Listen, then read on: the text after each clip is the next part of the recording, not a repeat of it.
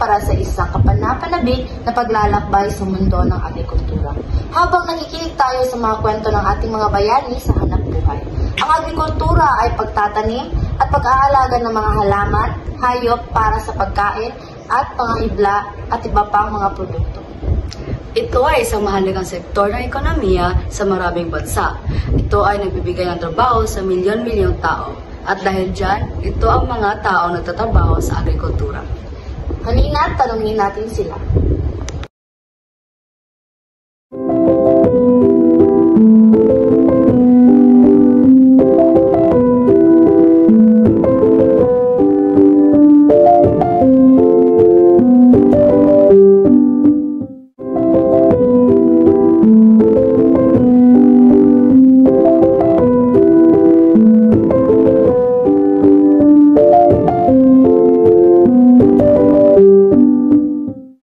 Ako po pala si Shane Escamilla.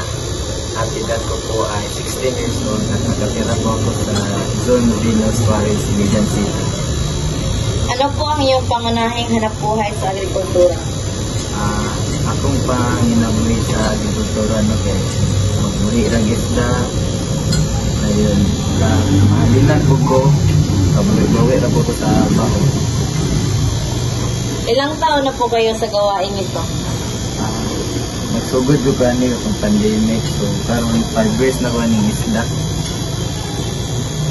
Ano po ang inyong mga plano para sa inyong hanap buhay na hinaharap? Akong plano nino kayo tawag ulang po niya akong isdaan, magadagan akong isda. Sikas ko po abot ng isda. Ano ang inyong mga mensahe sa mga kabataan na interesado sa agrikultura?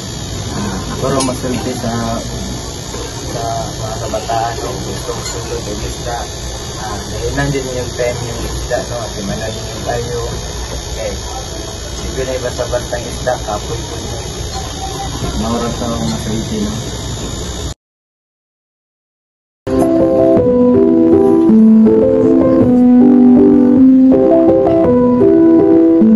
Po ang inyong pangalan, edad at inyong tirahan. Inyong edad. Asa mo gatuyo? Ano po ang inyong pangunahing hanap buhay sa agrikultura? Sa mong first na trabaho.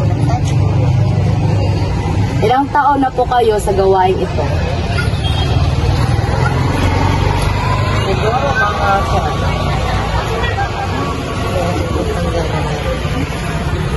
mga 14 pa man nasugod o tanong awa pagay 14 na 14 ida nagtanong ng sani. Ano po ang inyong mga plano para sa inyong hanap buhay sa hinaharap? Dahil lahat patuloy. Ano ang inyong mga mensahe sa mga kabataan na interesado sa agrikultura? Pinangandig na yung kwento na natin ang agrikultura sa mga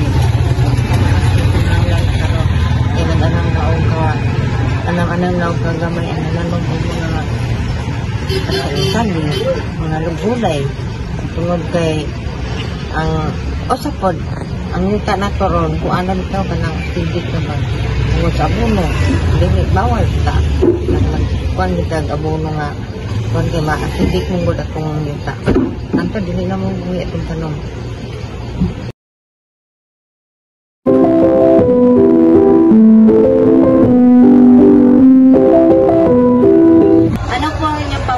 Edad at iyong tirahan? Nora A. Herodias. Edad? 51 years old. Tirahan? Tirahan,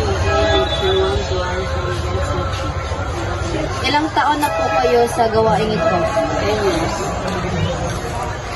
Ano po yung pangunahing hanap buhay sa agrikultura? Ano yan? Mga sikuan,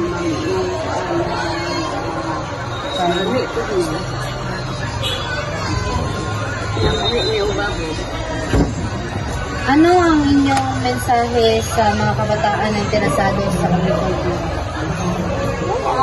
Magtipid, dayon tiyaga, kinahanglan walang cellphone. Ano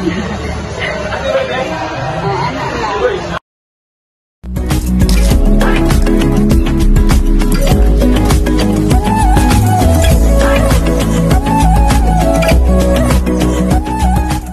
pagpili ko ng kinapanayam ay parang pagpili ng tamang sangkap sa pagluluto. Kailangang may tamang timpla at lasa. Hinahanap ko ang taong may kaalaman at karanasan na masarap at nakakaengganyo, na ang mga kwento ay nagbibigay ng timpla sa aking pag-aaral. Importante rin na magkasundo kami at madali siyang makausap para maging masarap ang resulta ng aming panayam.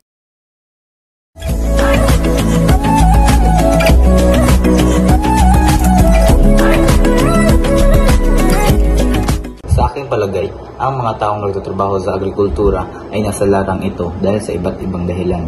Marahil dahil sa pangangailangan sa kabuhayan at seguridad ng pamilya, o dahil sa lupa at sa proseso ng pagtatanim. Maaaring ito rin ay dahil sa tradisyon ng kanilang pamilya o dahil sa pagnanais na mag-ambag sa pagbibigay ng pagkain sa komunidad at sa bansa. Sa huli, nakikita po ang kanilang dedikasyon bilang isang mahalagang kontribusyon sa ating lipunan at sa pagpapanatili ng ating sistema ng pagkain.